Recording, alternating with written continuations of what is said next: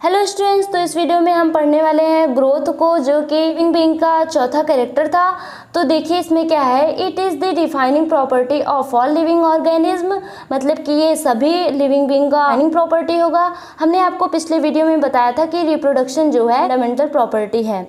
Okay, इसमें देखिए growth is permanent and irreversible change in the size of cell. अब इसका मतलब समझिए कि कोई भी अगर इंडिविजुअल है, कोई भी ऑर्गेनिज्म है, तो उसमें चेंजेस होते हैं, कई सारे उसमें वृद्धि होती है, उसमें ग्रोथ होता है, उसमें डेवलपमेंट होता है। तो फिर उसमें डेवलपमेंट होगा कहाँ से? तो इसमें देखिए क्या लिखा है, an organ or whole organism usually accompanied by increasing in, किसमें इंक्रीज होता है? ड्राई वेट में होता है, मास होता है, और नंबर ऑफ सेल्स में जो है इंक्रीज होता है, जिसके कारण वो ग्रोथ करते हैं, उनमें वृद्धि होती है।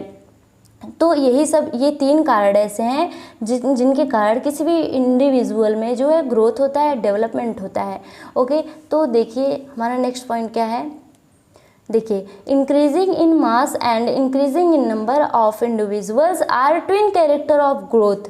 ये बहुत इंपॉर्टेंट लाइन है, इसको आप नोट कर लीजिए और याद बहुत ही अच्छे से कर लीजिए, क्योंकि एग्जाम में बहुत ज़्यादा ये पूछे जाते हैं। एनसीईआरटी की लाइन है, आरटी की लाइन है, एनसीईआरटी की लाइन है। ओके, देखिए अब क्या है हमारा नेक्स्ट, इन प्लांट्स, पौधों में ग्रोथ, वृद्धि कंटिन्यूज लाइफ टाइम है। प्लांट्स में क्या है, प्लांट जो होते हैं हमारे, मान लो ये हमारा क्या हो गया, ये प्लांट हो गया, इसमें जो वृद्धि है मतलब कि ग्रोथ है इनका, वो रुकता नहीं है, ये लाइफ टाइम होता रहता है। ये जब तक इनका अस्तित्व बना रहेगा तब तक ये खड़े रहेंगे और इनका ग्रोथ होता रहेगा। But in animals growth occurs up to a certain age. Animals होते हैं, उनका जो ग्रोथ होता है एक सर्टेन एज तक होता है, उनकी क्राइटेरिया होती है कि इतने साल तक ये बढ़ेंगे, 20 से 25 साल जितने भी होते हैं। तो यहाँ पर समझिए आप, in animals growth occurs up to a certain age. क्या होता है, देखिए सर्टेन एज का मतलब क्या हुआ, एक निश्चित आयु तक ये बढ़ते हैं। ओके, जैसे बॉयज़ में होते हैं कि 20 से 25 साल तक उनका, ज़्यादा 20 से 25 तो नहीं होता, होता है उनका 21 साल तक, 21 ईयर तक वो बढ़ते हैं। और जो है गर्ल्स में होता है 18 एज तक उनका होता है।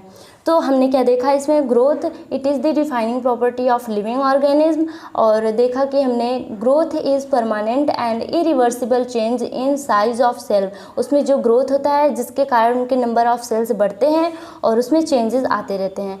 तो देखिए यहाँ पे क्या है, an organ or whole organism usually accompanied by increasing in by dry weight, mass, number of cells. Okay, तो देखिए इसमें क्या है, increasing in mass and increasing in number of individuals are twin character of growth. ये NCERT की line है, बहुत important है, हमने आपको दिखाया।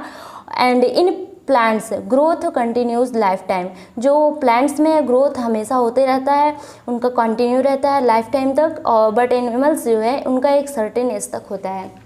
तो हम आगे बढ़ते हैं अपने नेक्स्ट प्रॉपर्टी पर। तो देखिए growth and development two types के होते हैं, एक होता है इंटरससेप्शन और दूसरा होता है एक्रीशन। आप समझिए इंटरससेप्शन क्या है और एक्रीशन क्या है। तो देखिए, living organism show internal growth due to addition of material, formation of cells inside their body. तो देखिए मान लीजिए इसका एग्जाम्पल देखिए क्या है, इसका एग्जाम्पल है एम्ब्रायो बॉडी ग्रोथ। मतलब कि इसमें क्या लिखा गया है, देखिए समझिए, लिविंग ऑर्गेनिज्म सो प्रदर्शित करते हैं इंटरनल ग्रोथ, आंतरिक वृद्धि को, due to addition of material.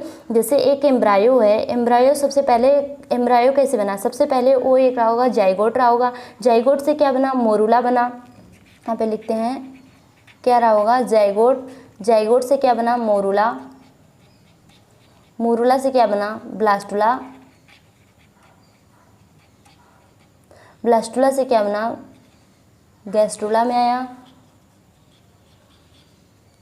Gastrula में आया। उसके बाद क्या बना, ये एम्ब्रायो के बाद फीटस बनता है। तो फिर क्या होगा कि एम्ब्रायो के अंदर ही उसके इंटरनल ऑर्गन में वृद्धि हो रही है, ग्रोथ हो रहा है, तो इसी को हम क्या कहेंगे, इंटरसेप्शन।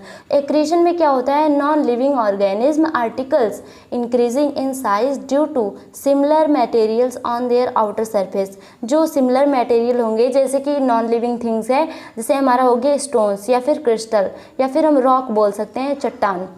तो उसमें क्या होता है कि बाहरी जो पार्टिकल बाहरी होते हैं आकर जुड़ जाते हैं, उसके बाद क्या होता है, उसमें वृद्धि हो जाती है, उनका ग्रोथ हो जाता है। तो इसी को हम क्या कहते हैं, एक्रीशन कहते हैं। अब नेक्स्ट प्रॉपर्टी पे हम आते हैं। देखिए, ग्रोथ प्रोड्यूसिंग सबस्टांसेस, कैसे ग्रोथ होता है ये देखिए। प्रोटोप्लाज्मिक सबस्टांसेस क्या है, कंपोनेंट्स इसके क्या है, living matter like cytoplasm, nucleus. जो हमारा प्रोटोप्लाज्म होता है, मान लो ये एक सेल है, सेल के अंदर क्या होता है, प्रोटोप्लाज्म होता है, उनमें जो है उनका वेट बढ़ता है, उनमें भारीपन आता है, तो फिर क्या होगा कि उनमें वृद्धि हो जाएगी, ग्रोथ हो जाएगा, उनका ग्रोथ हो जाएगा। इसी को कहते हैं हम प्रोटोप्लाज्मिक सबस्टांसेस। और एपोप्लाज्मिक सबस्टांसेस में क्या होगा, जो है there are non living material form by cell के बाहर जितने भी वृद्धि होगी, जैसे सेल वॉल पाया जाता है, सेल मेम्ब्रेन पाया जाता है, जो उसमें वृद्धि होगी उसी को हम क्या कहेंगे, एपोप्लाज्मिक सबस्टांसेस। अब हमारा नेक्स्ट प्रॉपर्टी है कॉन्शियसनेस। देखिए, अब कॉन्शियसनेस में क्या होता है, it is awareness of surroundings and response to stimuli. ये क्या करता है, मान आप समझिए कॉन्शियसनेस, इसको कहते हैं चेतना। आप हमारा वीडियो कितने देर से देख रहे होंगे, 5 मिनट अभी हुआ होगा, ज़्यादा से ज़्यादा 7 मिनट हो गया होगा। तो देखिए, ये हमारा है कॉन्शियस माइंड। कॉन्शियस माइंड को ये याद है कि हम कितनी देर से वीडियो देख रहे हैं, ज़्यादा से ज़्यादा 7 मिनट से हमको याद है, और हम यहाँ पे इसको अंडरलाइन कर रहे हैं। तो ये हमारा कौन सा माइंड है, कॉन्शियस माइंड है। हमारे पास दो माइंड होते हैं, एक होता है कॉन्शियस और एक होता है सब कॉन्शियस माइंड।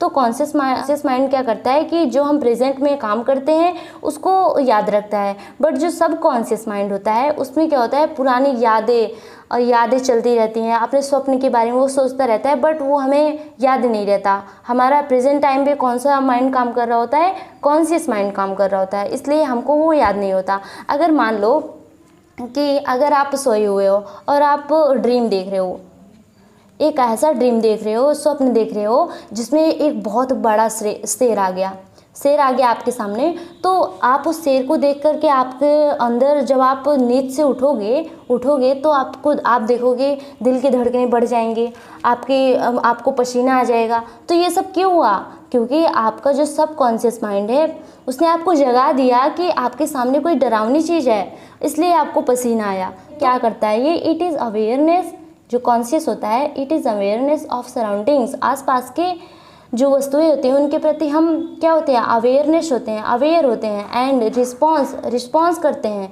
To stimuli. जैसे अगर हमको किसी ने टच किया, हमारे पास 5 सेंस हैं जिनसे हम स्टिमुलाई का रिस्पॉन्स करते हैं। अगर किसी ने हमको टच किया तो हम अपने जो है उनसे हम सेंस ऑर्गन है देखते हैं कि हमको जो है किसने टच किया, तो फिर वही है कॉन्शियसनेस। अब देखिए, फिर वो कॉन्शियस जो है फिजिकल भी हो सकता है, बायोलॉजिकल भी हो सकता है और केमिकल भी हो सकता है।